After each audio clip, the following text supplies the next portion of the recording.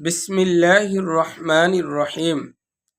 হযরত আবু সাঈদ খুদরি রাদিয়াল্লাহু তাআলা আনহু থেকে বর্ণিত, রাসূলুল্লাহ সাল্লাল্লাহু আলাইহি ওয়াসাল্লাম বলেন, আমি কি তোমাদেরকে এমন বিষয় সংবাদ দিব না, যেই বিষয়টি আমার কাছে মাসিহ দাজ্জালের চেয়েও ভয়ঙ্কর?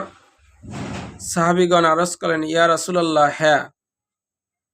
নবী করিম সাল্লাল্লাহু আলাইহি ওয়াসাল্লাম বললেন, তা হচ্ছে গোপন শিরিক।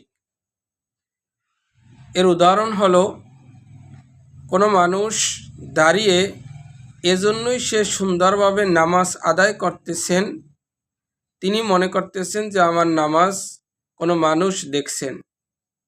তার মানে আল্লাহ রাসূল বলতেছেন যে কোনো ব্যক্তি যদি সুন্দরভাবে নামাজ আদায় করে শুধু কারো দেখাবার জন্য, তাহলে সেই নামাজ শিরিকের ভিতরে গণ্য হবে। তাই আমরা ইবাদত করব একমাত্র আল্লাহর জন্য। আল্লাহ তাআলা আমাদের সকলকে তৌফিক দান করুন, আমিন।